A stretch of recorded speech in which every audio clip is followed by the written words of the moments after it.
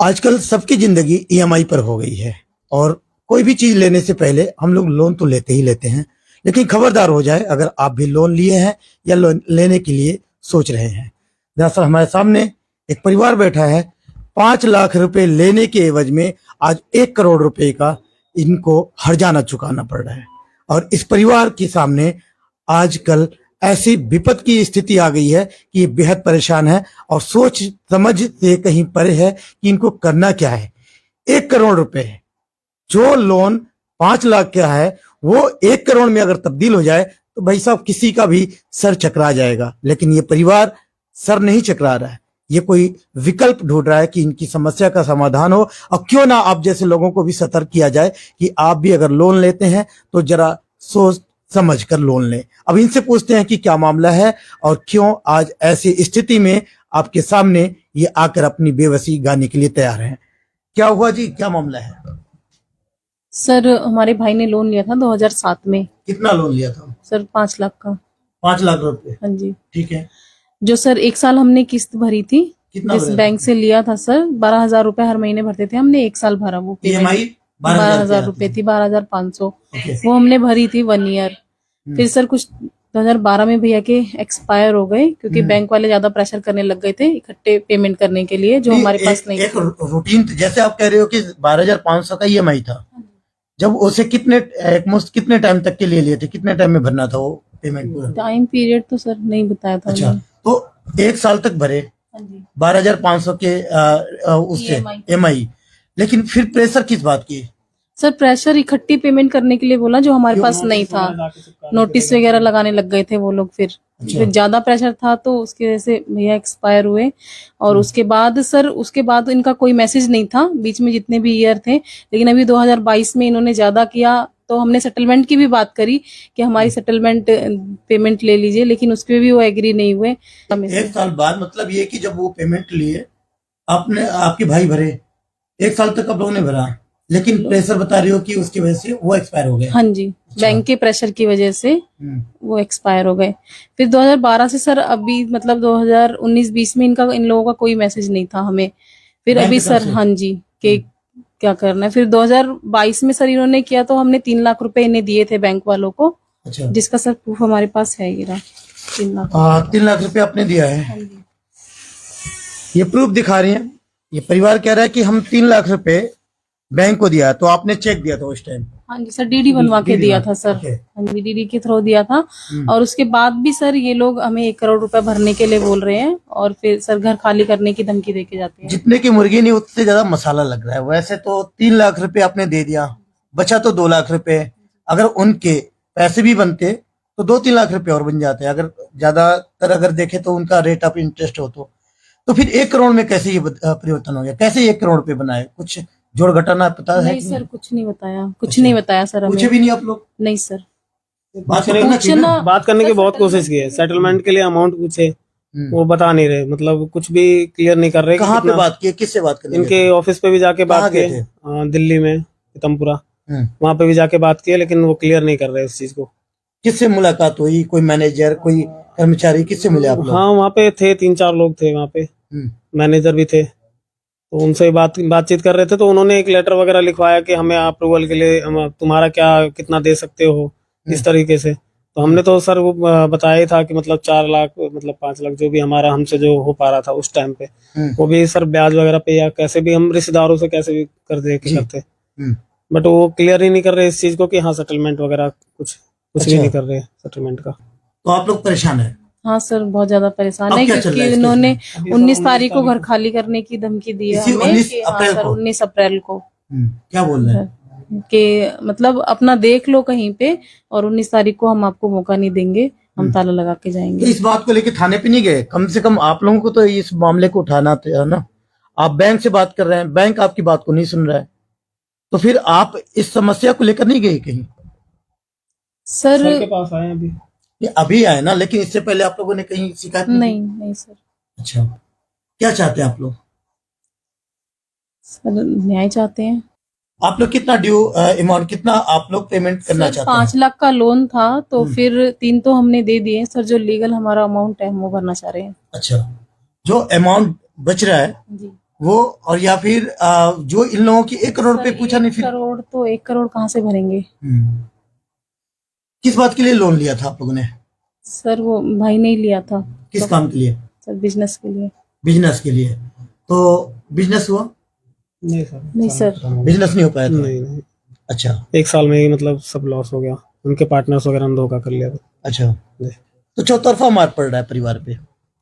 अब आप लोग चाहते हैं कि जो पैसा लिया है हाँ जी, वो उतना ही रहे, जो 1 करोड़ की मांग है वो सब बिल्कुल वो तो नाजायज सर है। फेक है वो तो। हाँ जी, वो तो इन्होंने हमें अब जो गेट पे लगा के गए हैं अभी अच्छा, recently, क्या लगा के गए? वो पेपर क्या लगा के गए हैं लगा क्या सर, कह रहे हैं? 1 करोड़ का, वही जो सर बता रहे हैं।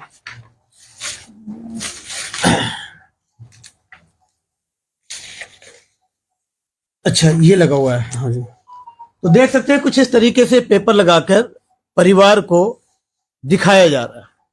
परिवार को घर के बाहर इस तरीके से पेपर लगा के सरेआम बदनाम किया जा रहा है कि 1 करोड़ रुपए का जो इनका खासकर कैसे बना दिए, इस पे तो कोई वर्ड नहीं मिल पा रहा है कहने के लिए कि जब इस तरीके से चपसा किया जा रहा है, पब्लिक नोटिस लगाई जा रही है, तो इस परिवार को एक तो पहले धमकी, ऊपर से इस तरीके की पब्लिकली नोटिस, और इस परिवार को 1 करोड़ रुपए चुकाना है।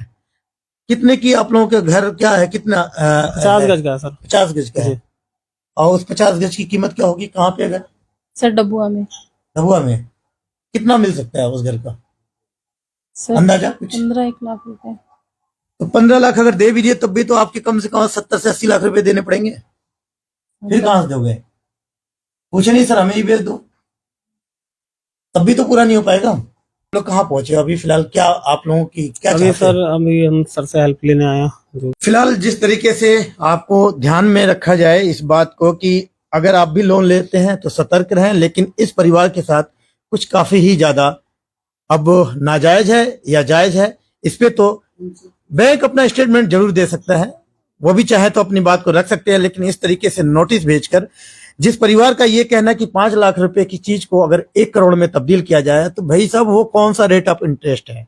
तो इसके बारे में हम जानते हैं, हमारे साथ द लीगल हेल्प टीम आगे आई है इस परिवार के लिए, और देखते हैं क्या कुछ डॉक्टर साहब कहते हैं। डॉक्टर साहब, मजे की बात तो है कि मरने से पहले तो वो भैंस रहता है, बच्चा रहता है, मरने के बाद वो भैंस बन जाता है। देखिए, जो मैं लीगल पर्पज से इस बैंक का या इस प्राइवेट लिमिटेड कंपनी का नाम नहीं लेना चाह रहा, अदरवाइज यहाँ देखा जाए तो कभी आपने सुना होगा कि मरे हुए को 1 लात हर कोई एक्स्ट्रा मारता है। वही कंडीशन यहाँ पर ये प्राइवेट लिमिटेड कंपनी, ये बैंक करना चाह रहे हैं। स्पष्ट बात ये है कि इनके द्वारा 2009 में जो इनका अकाउंट था वो एनपीए हो गया था। एक बिजनेस लोन करवाया जाता है। बिजनेस लोन एक तो मशीन के लिए लिया जाता है, मशीन के बाद जो दूसरा लोन करवाया जाता है वो ओवर ड्यू लिमिट, जिसको हम ओडी लिमिट बोल देते हैं, वो करवाई जाती है। यानी 5 लाख की ओडी लिमिट और 5 लाख का मशीनरी का लोन। जो मशीन लोन है वो भी सिक्योर है, इन केस आप वहां से मशीन रिकवर कर सकते हैं, और जो ओडी लिमिट है वो भी सिक्योर है। ओडी लिमिट का जो रेट ऑफ इंटरेस्ट है वो बाकी लोन के मुकाबले बहुत कम होता है, या ये कहें कि ना के बराबर होता है। ओडी लिमिट देने के बाद 2009 में ये अकाउंट जो है वो एनपीए हो गया इन्होंने, यानी कि लोन की किस्त पे करना बंद कर दिया। हैरानी की बात यह है कि 2009 के बाद 2012 में वो व्यक्ति जिसने ये सारे काम के लिए लोन लिया था वो एक्सपायर भी हो गया। इसके बाद भी बैंक की तरफ से ना तो कोई डिमांड नोटिस इनके पास आया, जो ये जानकारी दे रहे हैं, ना इनके पास कोई लीगल नोटिस आया, ना इनके पास कोई आर्बिट्रेटर का नोटिस आया, ना इनके पास कोई मीडिएटर का नोटिस आया। डायरेक्ट इनके पास 2022 में एक डीएम कोर्ट का नोटिस आता है, क्योंकि 2019 में इस प्राइवेट लिमिटेड कंपनी के बिहाफ पर एक पिटीशन दायर की जाती है ऑनरेबल डीएम साहब के पास, जिसमें बताया जाता है कि इन्होंने 2 लोन लिए थे 5-5 लाख के, जो कि 2009 में एनपीए हो गया, और आज की डेट में 6 लाख समथिंग कुछ और 7 लाख समथिंग कुछ, यानी कि टोटल 13 लाख समथिंग कुछ अमाउंट विद इंटरेस्ट हो रहा है जो इनको पे करना है, और ये पे नहीं कर पा रहे। इसकी वजह से इनको पोजीशन हैंडओवर हमारे किया जाए। ऑनरेबल डीएम साहब ने तमाम कंडीशंस को देखते हुए, क्योंकि ये वहां पे अपेयर ही नहीं हुए, इनको कोई नोटिस ही वहां से रिसीव नहीं हुआ कि इन्होंने अपेयर होना है या नहीं होना है। इसमें भी एक बात यह है कि जो इनके माता पिता हैं वो गांव में रहते हैं, दोनों ही अनपढ़ व्यक्ति हैं। लोन एग्रीमेंट पे उनके द्वारा हस्ताक्षर कर दिए गए, उन्हें इस बात की जानकारी भी नहीं है कि कितना इंटरेस्ट लिया जा रहा है, कितने का लोन अमाउंट दिया जा रहा है, ओडी लिमिट क्या है, ये सारी जानकारी इनको नहीं है। इनके घर में सिर्फ एक वो फीमेल मंजू ही है जो कि वर्किंग है इस समय, और बाकी सभी लोग अभी कोई स्टडी कर रहा है और कोई फर्दर अपनी जॉब सर्च कर रहा है। पेरेंट्स इस कंडीशन में नहीं है कि अब वो इस एज में जॉब कर सकें। 2022 में एक डिमांड नोटिस आ जाता है इनके पास, जिसको लेकर के ये उनसे कॉम्प्रोमाइज करने की बात करते हैं। तो बैंक इनसे 3 लाख रुपए लेकर के इनको एक कंप्लेंट देने को बोलता है कि आप लिख के दे दीजिए, हम आपको कॉम्प्रोमाइज कर देंगे, लेकिन बाद में उसको नल एंड वॉइड करके 96 लाख समथिंग कुछ अमाउंट अभी इनका ओवर ड्यू दिखा देता है। कौन सा रेट ऑफ इंटरेस्ट लगा है, लेकिन समझ में नहीं आ रहा कि अगर ये मामला कोर्ट तक भी पहुंच गया, डीएम साहब ने बताया जैसे आपके कहने के हिसाब से 12 या 13 लाख रुपए बनते हैं, तो फिर वो सर डीएम साहब ने नहीं बताया, खुद इस प्राइवेट लिमिटेड ने कंपनी ने बताया कि जो हमारा अमाउंट ड्यू है वो 13 लाख समथिंग कुछ है, लेकिन वो 13 लाख 96 लाख में कैसे कन्वर्ट हो गया, ये तो या तो बैंक जाने या परमात्मा, क्योंकि डीएम साहब के रिकॉर्ड में भी वही अमाउंट है। और इनके द्वारा टिल डेट तक अपने किसी भी नोटिस के साथ कोई स्टेटमेंट नहीं लगाई गई, कोई एग्रीमेंट नहीं लगाया गया, ये मेंशन नहीं किया गया कि रेट ऑफ इंटरेस्ट क्या है, यानी कि सीधी सीधी अंधेर नगरी और चौपट राजा का हिसाब किताब है। लेकिन यहाँ दो चीज साफ तौर पे नजर आ रहा है कि इस तरीके से पब्लिक नोटिस चिपका के जाना, इस परिवार का कहना है कि वो जिन लोगों ने जिसने लिया था लोन वो अभी है नहीं इस दुनिया में, तो इस पे प्रेशर बना के इस जमीन को, इनके घर को खाली कराना, ये कहाँ तो देखिए, जिसने लोन लिया था हम इस वजह से नहीं कह सकते क्योंकि फर्म ने लोन लिया था और फर्म के जो प्रोपराइटर है वो उनके फादर हैं जो भी जीवित हैं। इनका वो भाई एक्सपायर हो गया जो उस बिजनेस को करता या उससे अपनी ईएमआई पे करता। और रही बात जायज ना जायज की, तो मैं एक ही बात कहूंगा कि आप आटे में नमक खा सकते हैं, वो जायज है। अगर आपका 10 लाख 12 लाख 13 लाख पेंडिंग है, आप अपना इंटरेस्ट बना करके उसे 1-2 लाख रुपए एक्स्ट्रा ले सकते हैं, लेकिन जहां बात हो सेटलमेंट करने की तो बैंक हमेशा कम में भी सेटलमेंट कर लेते हैं सामने वाले की कंडीशन देखते हुए। और यहां पर तो 5 लाख का सीधा 96 लाख अभी भी पेंडिंग है आफ्टर 3 लाख जो पे इन्होंने कर रखा है। और ये बड़ी हैरानी की बात है, अगर संपत्ति भी बैंक जो है वो रिकवर कर लेता है इनसे तो भी बैंक को इतना बेनिफिट नहीं होने वाला। तो इस तरीके का जो ये गलत काम ये बैंक या प्राइवेट लिमिटेड कंपनी कर रही है ये ना करे। और अदरवाइज हम कल आरबीआई भी जाएंगे इस मैटर को लेकर के, पहले आरबीआई को दिखाएंगे कि उनके लाइसेंस देने के बाद ये कंपनियां किस तरीके से आम जनता को परेशान करती हैं, और कोर्ट तो जाना तय है ही। लेकिन यहाँ ये परिवार ये भी कह रहा है कि इन लोगों ने कई बार कोशिश किया इस बात को लेकर सेटलमेंट करने के लिए, बैंक में बात करने गए, लेकिन कोई इनको रिस्पांस नहीं दिया गया। ऐसा क्यों? कोई रिस्पॉन्सिबल पर्सन इस तरीके से कैसे कर सकता है? सर देखिए, ऐसा है, उनको समझ में आ रहा है कि इनको इसमें कोई नॉलेज नहीं है, और जब उनको 5 लाख के 1 करोड़ रुपए मिल रहे हों तो वो क्यों रिप्लाई दें? बट रहे हैं क्या ऐसे? एक रूल रेगुलेशन होता है या फिर फिलहाल तो ऐसा लग रहा है कि कोई रूल रेगुलेशन इन लोगों के लिए बनाया नहीं गया है।